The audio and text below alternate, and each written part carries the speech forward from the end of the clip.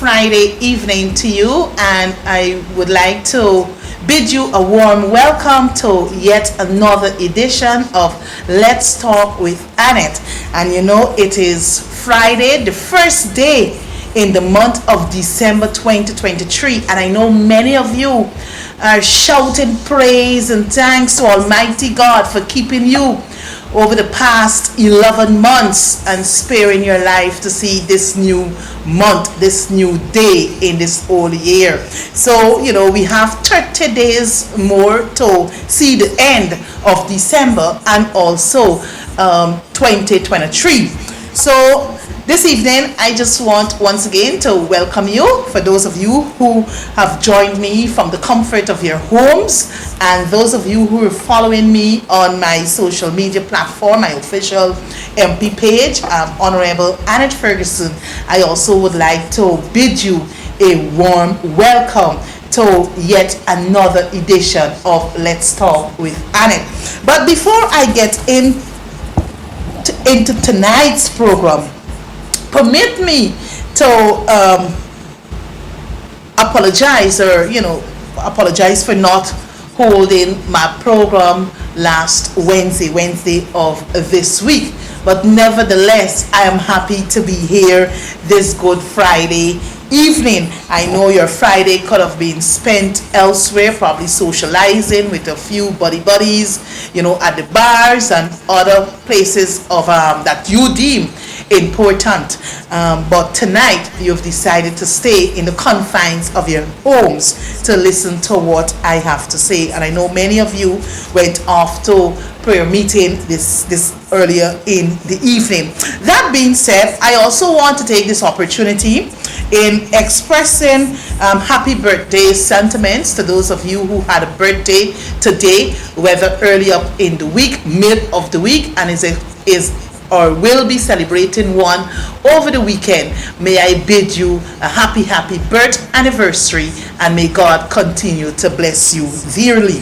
And to those lovebirds, if you're having a wedding anniversary, allow me this opportunity to extend warm and best wishes to you and your better half. May you continue to grow in love. May you continue to show respect one to another, and may God continue to bless your union. And to those of you who have lost a loved one, a friend, or someone dear to you, may I extend my deepest condolences to you and their families. On the announcements, I also want to take this opportunity to say to each and every Guyanese that the cycle for continuous registration ended yesterday, November 30th, 2023. And past programs I have been sharing and reminding viewers and listeners to get or to encourage persons to get registered. And I trust that many of you who utilize or heeded to that call, you were able to do just that. Even persons from America reached out to me to say, Miss Ferguson, look, I'm coming in on X day. How can I get registered? So the first question I ask them before providing a response, yes or no, is whether you have a birth certificate or a passport, a valid passport, that is, because many persons, sometimes you can't immediately put your hands on your birth certificate. So the person said, yes, I have a valid passport, and I'm coming in just the weekend to ensure I get registered. This is, persons out in New York. When they came in, they made contact with me on Monday to say, Miss Ferguson, I'm here, and what is the attire to go down to the GCOM office. So I provided the appropriate responses and so forth. One mother, I think she lives out in Trinidad, and she said to me that her child will be 14, I think it's either 14 or 15 years by X month, but you don't have his birth certificate because apparently she's looking after some sort of documentation across where she is. So, I provided her with the information. I said, well, look, once this cycle is closed, I trust that in the new year, another cycle will open. So please ensure that that critical document return to have that team get registered. Having your name placed on the voters list, it is important because that is your civil right. That is our forefathers and foreparents, they fought to ensure that one man, one vote. So we must never ever give up on our right as Guyanese to cast our vote, right? And ID card is not just for voting purposes, as I've been, sharing with you, that the ID card can also allow you to transact personal business, whether it's a opening of a bank account, seeking a job, conducting business at the Guyana Revenue Authority. That little square flexible card is important to move around with and easy to carry around in your purse or your wallet. So that exercise ended. I trust that many persons were able to get registered. I guess GCOM will give us the analysis as to the number of persons who have been registered. And what was sad, from March to from the time this registration cycle opened in March of this year up to yesterday, I cannot recall GCOM doing much PR, much announcement, trying to encourage persons to get registered. I visited schools in my constituency there, and I encourage head teachers to encourage the parents, to get their child or their children registered. So I have been doing my little bits here and there behind the scene, actually being the PR for GCOM. So it was quite a disappointment to know that GCOM, who has the sole responsibility of ensuring that the awareness, the education regarding continuous registration was done, they failed in that regard. So I trust that whenever the next cycle reopens, GCOM up its game. You're getting the money, the parliament approve of your monies. We didn't cut anything, so you can't say that you're falling short on funds. And if you're falling short on funds, the responsible minister knows exactly what to do. They come to the National Assembly requesting monies to do roads, bridges, and all manner of things. And I'm sure that once you at GCOM put your request in, that will be honored by the National Assembly, because your operations are critical to the entire process when it comes to registration and, most importantly, elections. I also want to take this time out to remind users of electric bikes. You have until December 29, 2023 to get yourselves in order. Many of you might be asking the question, why is it every week, Madam Ferguson is repeating herself and repeating this information? For me, it is important because, our people perish because of the lack of knowledge. And once you have the knowledge and you can pass on to the people so that, they put themselves in order and they wouldn't fall into the wrong hands of the law, I know that, I was able to save someone from going before the courts. So you have 28 days remaining to get those electric bikes registered. I've heard and I've seen advisory put out by the government and also the Ghana Revenue Authority informing persons that you don't have to come to Georgetown to get those bikes registered there in Camp Street or in on Lamahan Street there, Lamahan Camp Street.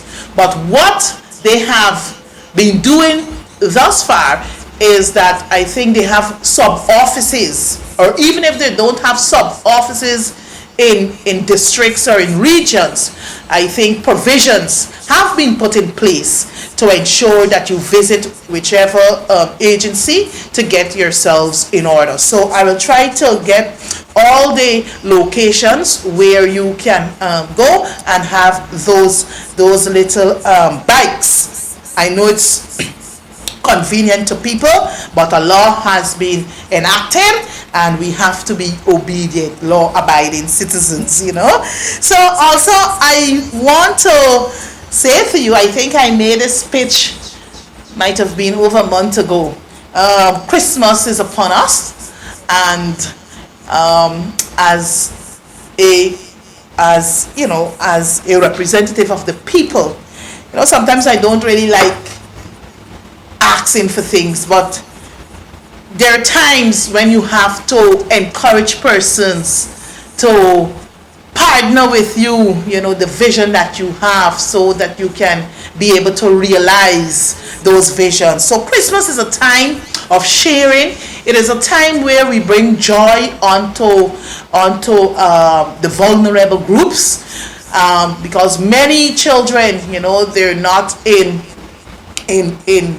homes with their biological parents, but they're in foster homes. They're being cared for even by the state. And if we can make a difference or put a smile on their face, I'm asking you to partner with me. I mean, you know, you don't have to. My numbers are quite, I think my number by now is known. 623-6032. I'm easily accessible by way of social media platform. You go to Messenger and you just say, well, Miss Ferguson, I would like to be a blessing. When you give, hundreds come back to you. So the word of God, give, and you will get your blessings in return. So help me to make those little ones happy as we prepare for the Christmas celebrations, the birth of our Lord and Savior Jesus Christ. So my topic this evening is that of matters of public importance. And viewers and listeners, you will agree with me that there are many matters or issues out there in the public domain that really you're seeking either answers for, and for me, I see the need to bring these matters to the public attention so that I can enlighten and educate you as to what is really happening in our beautiful land called Guyana. But that apart, I want to start off with the first matter, and that is the Guyana-Venezuela territorial controversy. And we all know that based on the readings and the different presentations out there, that the government of Venezuela, Mr. Nicolas Maduro, said to his people some months ago that they will be moving to a referendum, of which I think they had about 5 questions being put, that will be put or has been put to the Venezuelans. So come Sunday, December 3rd, Venezuelans will make the decision whether to vote yes or to vote no. And I think from the 5 questions put, one is basically speaking to that of the annexing of the Essequibo area there, right? Whereby once it is annexed, that those who are residing in Essequibo, according to Maduro, will be given Venezuela status, ID cards and all manner of things. But we are all aware that many decades ago, this particular matter was determined and decided on. That's why we had the 1899 Arbitral Award. And we know that Essequibo belongs to Guyana, because, as I said before, that was long determined and decided on. But we will know the reason for the interest being shown now is that, one, Maduro is expected to, or Venezuela rather, or I would say Maduro, because he will have to seek re-election, and their elections are set for sometime in 2024. But because of the crippling and the devastation of the Venezuela economy, a failed leader, that it seems as though greed has now become the order of the day where this particular leader is concerned. So we know exactly what is happening in the Essequibo River currently, or part of the Essequibo River. We have the exploration or the drilling of oil by Exxon, one of USA conglomerates, right? Exxon. We also have a lot of mining, because Essequibo, when you talk about Essequibo, people might feel you're talking about region 2. But Essequibo is made up about 5 regions in Essequibo. There are 5 regions in Essequibo, right? So you got region 2, you have part of region 3, you have region 1, you have region 7, region 9, and region 8. So you see what is happening? So it's actually 2/3 of Guyana they're seeking to claim. And as we rightfully said, Essequibo belongs to us. So we had several court hearings at the level of the ICJ, and we must give the coalition credit, because it is the coalition government with its wisdom that decided that this matter should engage the International Court of Justice. Suddenly, you're hearing about this 18 million bonus. You're hearing about this 18 million bonus that the coalition government was accused of siphoning off. But the records, the evidence, they're out there that the 18 million US bonus was actually used for 2 things. One, this very matter before the ICJ to pay legal fees and all the other administrative costs. Secondly, portion of that money went to the coalition government said, well, look, since we're moving in the direction of an oil economy, it would be good for us to train our young Guyanese youths, the future of tomorrow, right? So that portion of that money was actually set aside to train young people in the oil and gas sector. And as is recorded, that this 80 million US bonus is actually paid into Bank of Guyana. The governor, the sitting governor, Dr. Goben Ganga, is well aware of all the transactions. But you see, when the truth hits the public, some who know of the truth would want to remain silent because of their own selfish gain. But those who know the truth will continue to speak the truth, because sometimes we have to dispel these propaganda. We got to dispel all the untruths so that you, the Guyanese people, will be able to analyze what was said and what is now being said, right? So today, because we know that the referendum will be on Sunday, so the government and the opposition on the 9th of, was it the 9th? Yes, the 9th or the 6th, the 6th of November, we unanimously approved a motion showing that, well, look, we are united to fight off any aggression by Venezuela. So we said to the government, we asked for information on the number of migrants or the refugees, the Venezuelans who are here. We also asked about how our citizens will be educated to prepare their minds for what is to come or what will come and the after effects. So we thought that after the passage of that motion, that the government would have seen it fit to bring all the experts, all everybody together at the table and develop or devise a strategy how we will deal with this matter through the education of our people.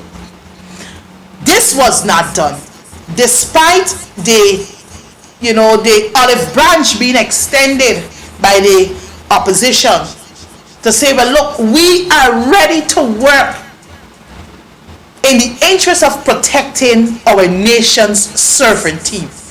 But what the government continue to do is that, they're doing things on their own. You notice billboards,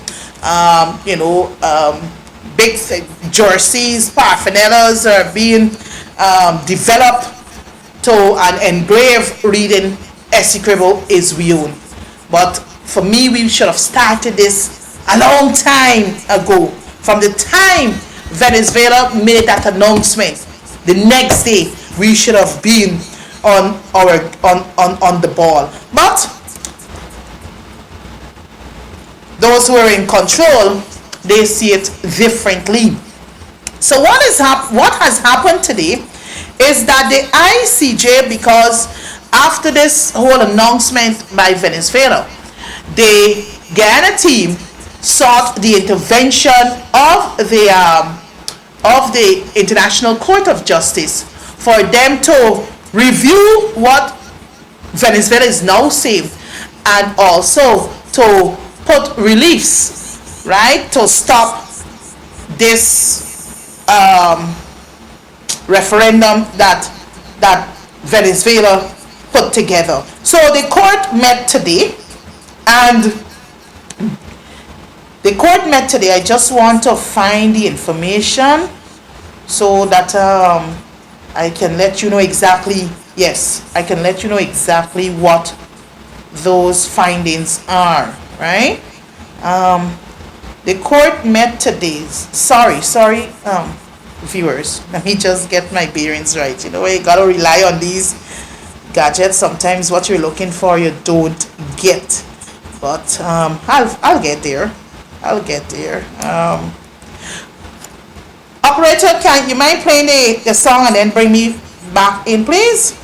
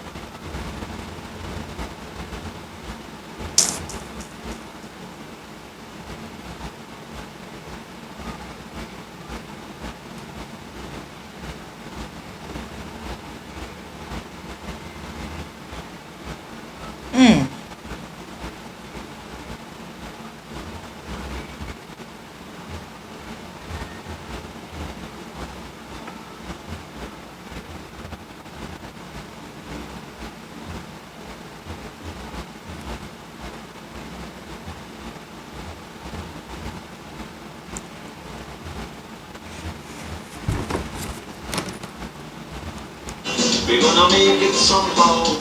We will jump like a ball, but never break. Our fathers came here, and they lived and died here. And we move it from here, make no mistake. We ain't giving up the mountain. We ain't giving up no trees. We ain't giving up the river. Viewers on the social media platform, I'm actually playing a video that we ain't giving up no mountain, not one for us, not a blade of grass.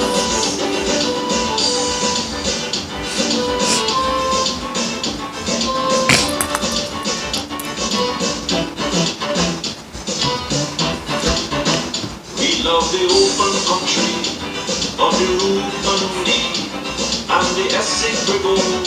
In time or night, we'll be criticizing. This is our home we love it, and we mean to keep it. We have that right. No, we ain't giving up no mountain. No, we ain't giving up no tree. We ain't giving up no river. Not belong to we. Not the one who's sucky. Not the one who ice cream. Not one for us, not a blade of grass. Not one golden apple. Not one jamon. Not a drop of water. From the Pomeroon.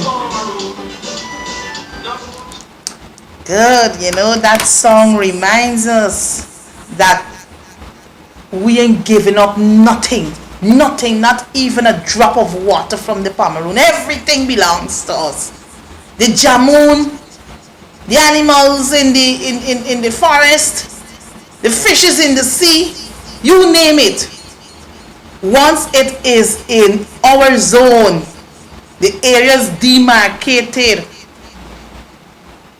that cause us to have, you know, a full dimension of 83,000 square miles. Whatever is within the 83,000 square miles belongs to Guyana. So I know that the government and the opposition, they're out there, though not together, separately, but at least doing their thing. So just before the song there by Dave Martin, I was trying to find the decision or the provisional measures handed down by the International Court of Justice earlier today. And this is what they issued during, after summarizing what was before them. 1, unanimously pending a final decision in the case, the Bolivarian Republic of Venezuela shall refrain from taking any action which would modify the situation that currently prevails in the territory in dispute, whereby the Cooperative Republic of Guyana administers and exercises control over that area. So it's basically speaking about the area that Venezuela is seeking to claim 2/3 of the Essequibo. So they said that this matter should is final based on that area there, right? Secondly, unanimously both parties shall refrain. So when you're talking about both parties, they're referring to both the governments of Venezuela and Guyana shall refrain from any action which might aggravate or extend the dispute before the court or make it more difficult to resolve. So what they're saying here, you already, you know, because earlier in the year or even before 2020, you know that this matter was taken to the ICJ and we had preliminary hearings. I think both sides were given time in which to present their cases, and it is now for the ICJ to give its final decision. So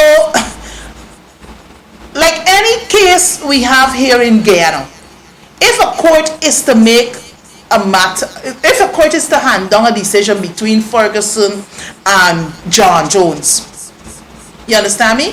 Ferguson just can't decide upon herself that, well, look, she gonna take actions against John Jones. No, the matter is before the courts, and it is the court that must hand down the decision between Ferguson and John Jones. If both parties are aggrieved, then it could go to the other courts. But in this case, it is the International Court of Justice. So I guess whatever final decisions are made here, and I know it's going to be in the favor of Guyana, I don't know what will be Venezuela's next move.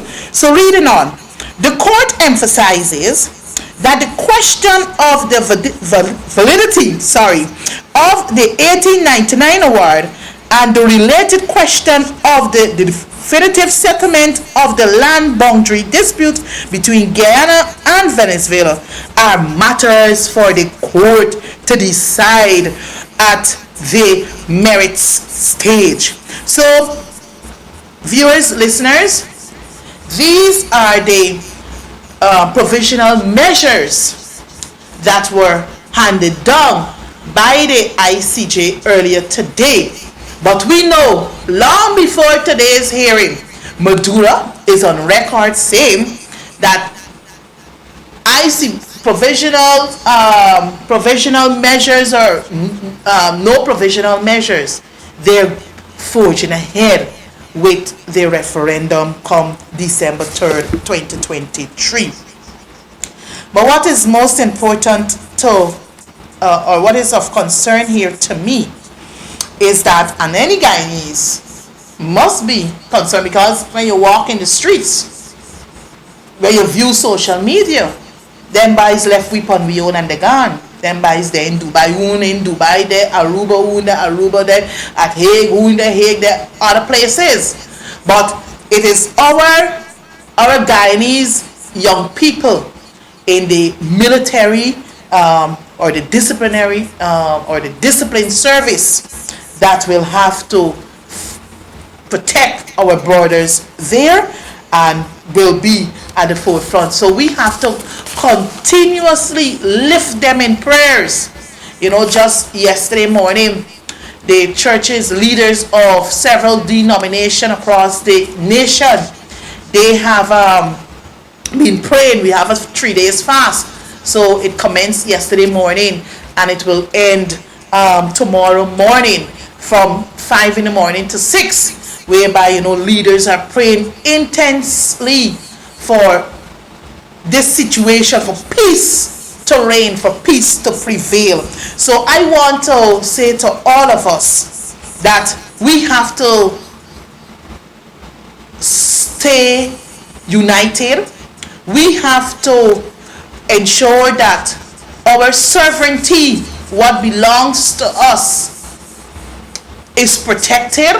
So the only way this can be done is that we have to unite. And I thought that after that motion passed in the National Assembly, we would have seen a different posture coming from the government side. But when people can leave the country, jump on a plane and gone away, a first release came out that they were coming back December 10th. But I guess, the beatings and the negative comments that were made, they eventually amended it and said that they will return on the 2nd of December 2023. So let's keep hope alive. I believe that all will be well, and God has already ordained that Essequibo is Guyana. He would have done it some 2,000, some decades ago, and he will continue to do it because he is in control of where we live, right? So I believe that things will play out peacefully come Sunday, December 3rd, but the onus is on all of us to ensure that we keep our youngsters and those at the border, the leadership of the Guyana Defense Force in our prayers, and all those who are involved, all those who are involved. So that is it for the Venezuela or the Guyana-Venezuela territorial controversy that I would like to highlight here this evening. The other matter of public importance has to do with, because the Guyana-Venezuela controversy, territorial controversy, has taken, a limelight, which is right, but every other issue seems to be downplayed, right? But we have to keep these issues or these matters at the very front so that you can know exactly what is happening. Look, the National Assembly came out, we went into recess on August 9th, into the morning of August 10th. And we came out from recess on October 10th, 2023. And you would recall that long before us coming out from recess, Venezuela, Maduro would have made this announcement about referendum and all kind of thing. And some weeks after, a national extraordinary sitting of the National Assembly was held. You hear? An extraordinary sitting was held just to discuss the motion showing that, well, look, opposition, government, and all Guyanese are together on this thing. Since then, my brothers and sisters, we have not convened as a National Assembly to discuss other matters. We have the other committees, the sectorial committees, they're meeting now and again. The Public Accounts Committee, which is a critical committee of the National Assembly, because it scrutinizes government expenditure across the ministries or the public sector. So that committee has been meeting, but not regularly, because every Monday that committee is expected to meet, right? So I think week before the last, they had a meeting. Monday of this week, there was no meeting. So let us see what will play out Monday, December 4th. So you have other committees like the Committee on Appointments, where appointments of constitutional bodies are made, whether it's the Indigenous Peoples Commission, whether it's the ERC, whether it's the Rights of the Child Commission. The Committee on Appointments met months just before we went into recess, and I'm trying, perhaps for my another program, I'll get the exact date when we last met. And during our meeting was basically to discuss the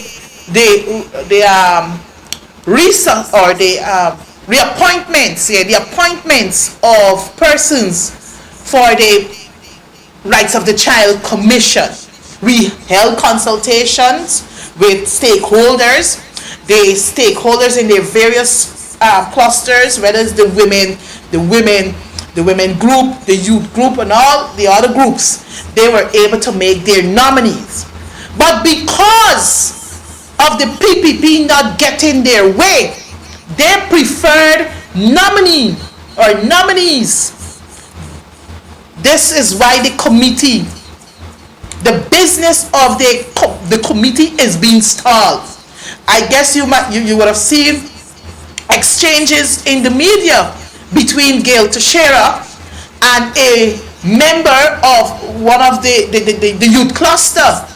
I'm trying to remember, I think it's Clayton Halley, who wrote extensively of the machinations that Gail Teixeira was involved. So since they were exposed and then get the way, right? The work of that committee, a critical committee, has been stalled.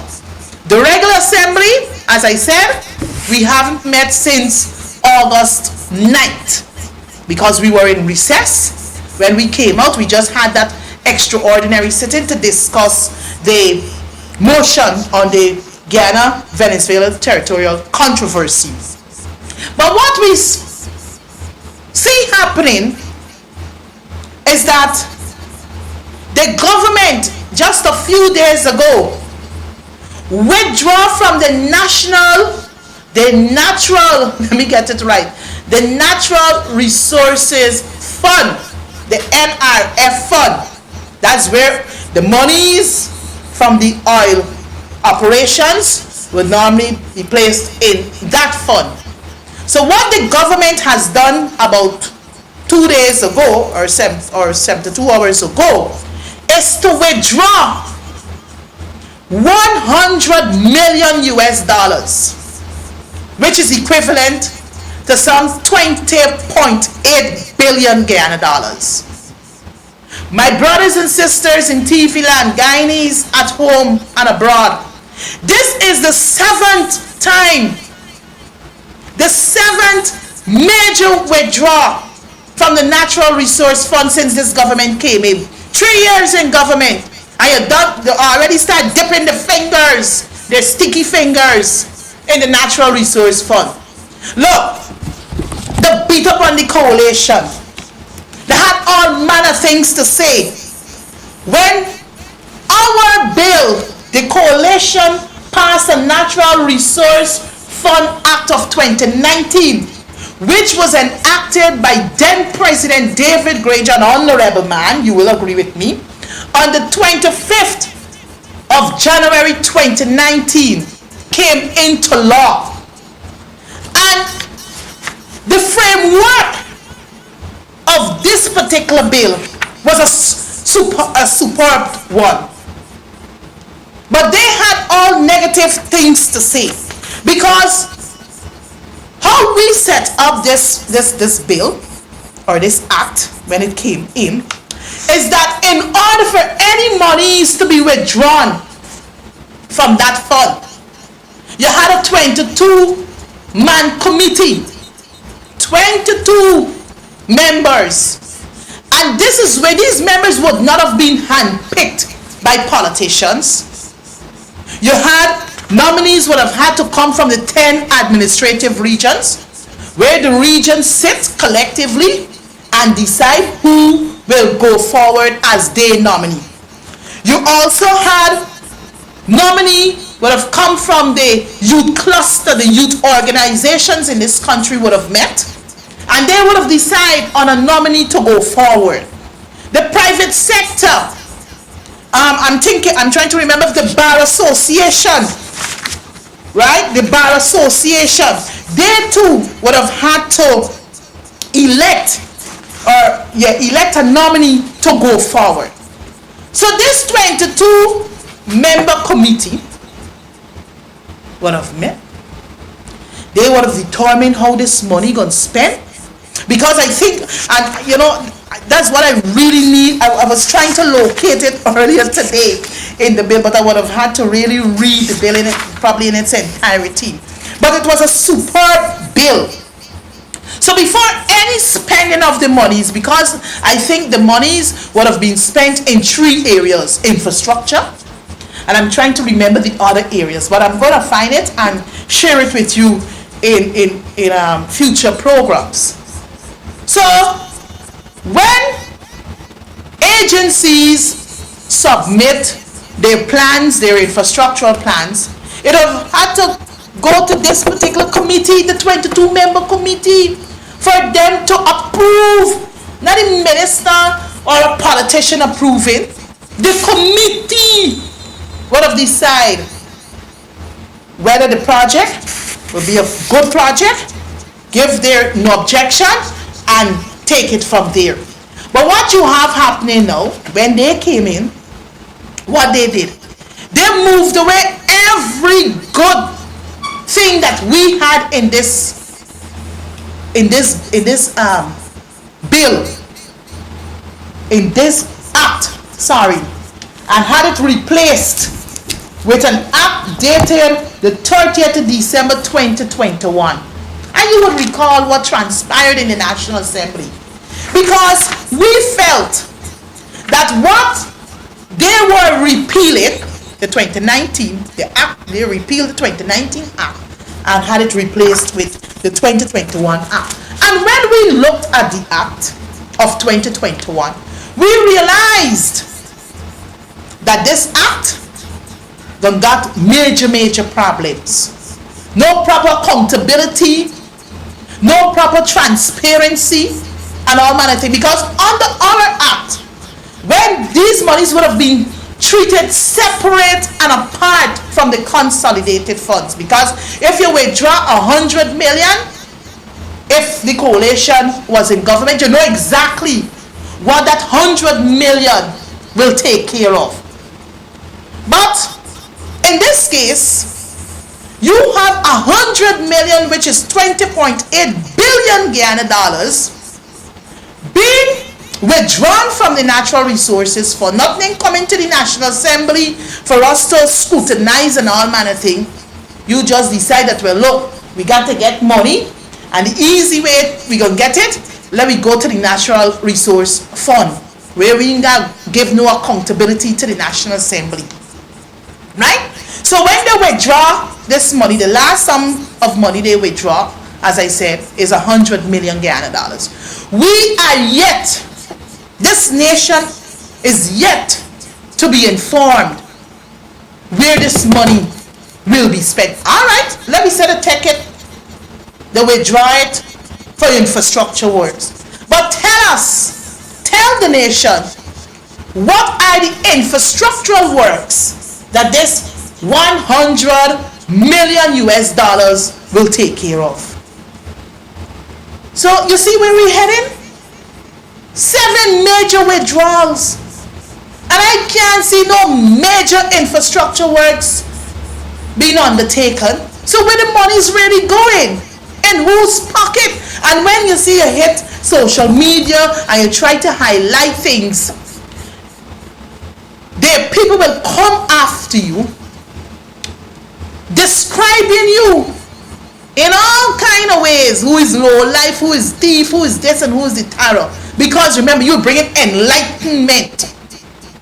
And because you're bringing enlightenment to the people, educating the people, they just come to tell you all sorts of things. But my brothers and sisters, Guyanese at home and abroad, our nation is in serious trouble. Things ain't going right. Every day young people will meet you on the roadway, say, man, things tight in this country, nothing trickling down to the poor man. All them boys doing is looking after the body friends, the families, the favorite, and the flat footer. You see what's going on at housing. I'm gonna leave that for another time, because these things got to come to light. And for those of you who don't know, yes, for the opposition, I'm shadowing the Ministry of Housing. And if you got information, I'm saying to you, feel free to reach out to me. Because they're taking advantage of poor people in this country. So, 20.8 billion Guyana dollars. Normally, the records of the National Assembly will show in the month of December, days before the year comes to an end, they're going to come back for money, asking for supplementary funds. And you know, the accounts of the government closes on December 31st, midnight of December 31st, 2023. But no, they will call the National Assembly the 15th day of December. The 15th day of December, say, oh, the 30 billion Guyana dollars. To spend when? In 15 days? That's not practical. So when you ask the questions, because if you gotta go out for tendering and all kind of thing, tendering for goods and services according to the Procurement Act usually takes 3 weeks. You gotta advertise in the print media. That's just for advertising. I ain't tell you yet about the purchasing of the bidding and the submission of the bidding and the analyzing of the information or the bidding documents. These operations, takes a whole lot of time. And in no way, in 15 days, you could spend 30 billion Ghana dollars. It is just like before we went into recess, the Ministry of Public Infrastructure came for billions of dollars to do roads. And when the question was put to the Honorable Member, Bishop Edghill, all right, how much you intend, where these roads will be, rehabilitated and all manner of thing? Oh, East Bank, the whole of East Bank, from DSL turn way up to Tamari. But you take a drive down that corridor now. You take a drive down that corridor now. A lot of potholes, a lot of depressions, a lot of unfinished and substandard works. More so in the Grove, Samantha Point area. But when you highlight these things, they get vexed. Good governance is not only, or democracy is not only at elections time. Democracy speaks to you adhering to the rule of law. Democracy is all about transparency and accountability, good governance. But you will agree with me, my brothers and sisters, that since the coming to office by this government, they have flouted and flawed all the laws. All the laws. The Procurement Act, they must say no one named Procurement Act now, because it's Tom, Dick and Harry and everybody getting contracts. That's why I got substandard works about the place. Cost of living is killing people in this country. You would recall on this program, every week I reminded you that 500 million, no, 5 billion, yeah, 5 billion was approved in the National Assembly as a relief measure to help households to deal with the high cost of living in this country since February. Last month or early this month, they came out. They come running out. As soon as Ferguson put pen to paper and asking about this $5 billion, when this $5 billion will be expended or disbursed, they run out. They came out. They're giving 25 to this group, 25,000 to that group. Well, we now in the month of December, and this is the time when public servants look forward for the little increase in salaries. So you said, Mr. Irfan Ali, several weeks ago, that you will soon make an announcement for salary increase, because the $25,000 that have been disbursed is basically, we call it, I think, a bonus. You call it a bonus. But public servants, you will get your, and other categories of workers, you will get your increase in salaries. That will be announced. Well, we're heading to the 2nd of December 2023. Ali, Mr. Ali, I trust the announcement will come early, and I trust that you will engage the workers' representatives. You will go to collective bargaining, because these times Guyanese are finding it hard. Just this morning, today is the first day in the month of December, And when you pass the post office, the various post office, Agricola, East Rumfeld, East La Pennington's post office, Border post office. Oh, Granny, in that hot broiling sun, because that's the only means of surviving on a $33,000. What can that do? We have a rich economy. But what is happening that it is not the ordinary man, they're not feeling, nothing is trickling down to them. And the time has come for us to treat Guyanese with dignity, man. Guyanese deserve better. And you know, it is always good to make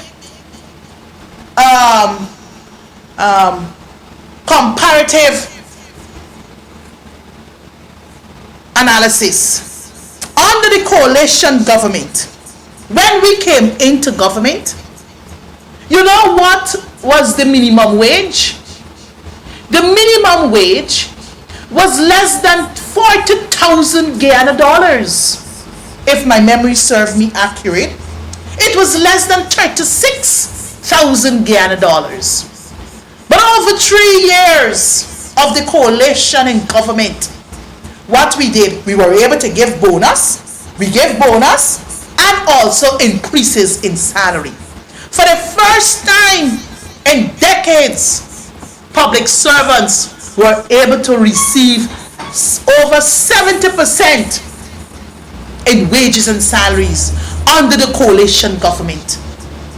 They promised, Irfan Ali is on record in the National Assembly beating on the coalition. Public servants deserve much more increase, and a PPP government will ensure that they get X amount of increase. Now you're coming in 2020, you start drawing down from the aisle, on the aisle in December 2020. You ain't give public servants no increase in 2020. You don't give them no increase in 2021.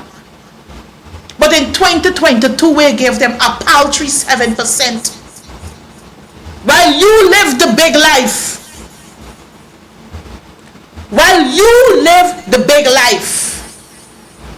the public servants continue to struggle. The ordinary man continues to struggle on a daily basis, while you continue to live like leeches on the backs of public servants and the ordinary people. You impose the 16% VAT on this country, on the people of this country. But when you look at it, my brothers and sisters, you will agree with me. Who feeling the squeeze is the ordinary man. The final users, which happens to be the consumers. When you go to the various supermarkets, the kind of market you don't pay VAT. But when you go to the supermarkets, where the Marseille, the Chinese shops and all that thing, you're hit with 16% VAT. But nothing ain't coming back to you. But the bigger boys, every year, they would normally put in to get their rebate. So you see what is happening? You see what is happening? And who brought it up? When the coalition government came in, we were able to establish a committee, a VAT review committee, I think it was called, to review how we can, progressively, how can we bring down this VAT from 16%. But in our 3 years, we were able to move it from 16% to 14%. They come in, you think they're going to make any attempt to bring it down further? The coalition government, if we went back into office, I I know, because I'm speaking from a position of being informed. I know that we were going to bring the VAT down by reducing it by a further 2%. That is what we were going to do. But this regime continues to make things hard for Guyanese, and they believe they're doing so well. They believe that infrastructure can change the lives of ordinary Guyanese. No, that is why Mr. Granger's mantra from 2011 right down, you look at all the budget speeches, all the budget presentation, it always speak to these two terms, or these three, this line: a good life. Not for Granger, not for the APNU, not for Ferguson. A good life for all Guyanese. You look at it, go back from the time he became leader of the opposition, or even before he became leader of the opposition, because that was his campaign tagline: a good life for all Guyanese. And when he became the president, that tagline remained. And when you look at the budget theme, all the budget themes, we had, I think, 6 budgets we presented in 3 years in this country. You look at the themes, always speak to the good life for all Guyanese. Now what is happening? Things in the marketplaces have escalated. Prices gone up. Things growing right here. Just yesterday I stopped to, quench my thirst, and I purchased a bottle something like this, or a little finer than this, coconut water. I think it was either $500 or $400 I paid for it. I said, man, what's going on, man? I asked the vendor, what's going on? The man, the dry weather. So everything is now being blamed on the dry weather. So he said, man, when the dry weather, when the rain starts falling, you're going to see prices reduce. But we know when rain falls and places are flooded, prices escalate. So, but I just had to laugh. So what you find happening now, the Coca-Cola, the baby Coca-Cola, you used to pay $120, $140, $160. I think the furthest it went under the coalition might be $180. Now baby Coca-Cola, $240. The other size to that used to be $180, $200. Now it's $300. The bigger size, the 1 liter, used to be around probably 2 something, is now $400 Guyana. Mind you, every day prices are increasing, but the salaries of public servants, teachers, nurses, doctors, the cane cutters, all I must include, remain static, while them big boys living the good life. The good life, and your people are perishing. So we know that distributors and shop owners, they have been complaining that when they're not getting goods on a regular basis, when you go to banks, they don't know what is happening, but nobody's saying anything. One businessman said to me, Miss Ferguson, early this week, Miss Ferguson, what is happening? DDL ain't saying nothing much. Banks ain't saying nothing much. What really going on in this country? You ain't getting Smalta.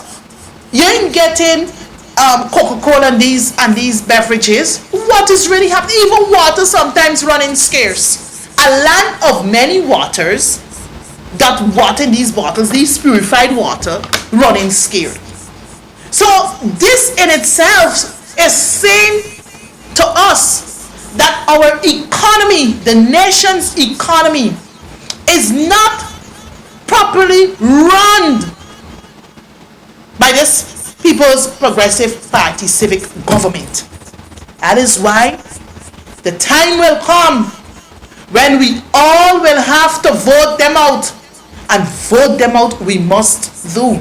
I know that my time is upon me, but if the operator can spare me 2 minutes, I would like to probably open the line to take 2 calls. The number is up there on the screens, 226-9986. And you can share with me what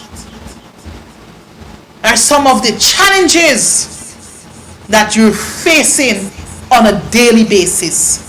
But the coalition government, we will make us say the coalition government, the coalition in opposition, we will continue to advocate, we will continue to agitate, and we will continue to call upon this government, this uncaring People's Progressive Party civic regime, this not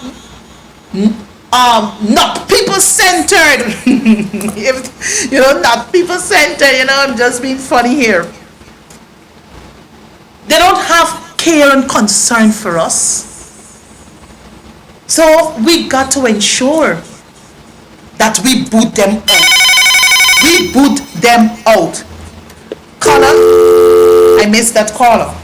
The other issue I quickly want to remind you that should never ever escape our minds is this missing 211 million US dollars. Jack Dio and them boys believe we forget them. We forget you, Bharat, Vikram. We forget you, Mr. Botai. Caller, a pleasant evening to you. Welcome to Let's Talk. Yeah, and good night. Good night. Oh, I need to disrespectful. This country is supposed to be in this country to face with the E and the other all the country just disrespectful. They have no regard to respect for the Ghanaian people. Yes. All the people of the day come back to your face, no talk about the supplement. I need to go home immediately. When the Taliban must strike the first family and explode, everybody strike and bury them. Then you have enough for Ghanaian people. He got to be Dubai. Why got to be? The full stand Prime Minister to make it full already, please. Good night. Good night. Thank you very much, caller, for your contribution. Very valid contribution. If the coalition, if we were in government, believe you me, in a crisis like this, you think Mr. David Granger, if he was the president or any other president would have jumped on a plane or on an aircraft to go to Dubai? No. You're going to discuss climate change, which, it's an important matter for all nations, especially us being a small nation, right? To see how best we could get support from the bigger nations. But at least all you had to do, prepare probably your verbal, and you could have sent a competent team to represent your government. But no, them guys want nice time. So this is not leadership. This is not leadership. So we are in serious trouble as a nation. And as I said before, them banners ain't got time with we. So we got to protect ours. So all that got time with is arrested, probably sending people to make people's lives uncomfortable. Yesterday was Malcolm Harry Paul.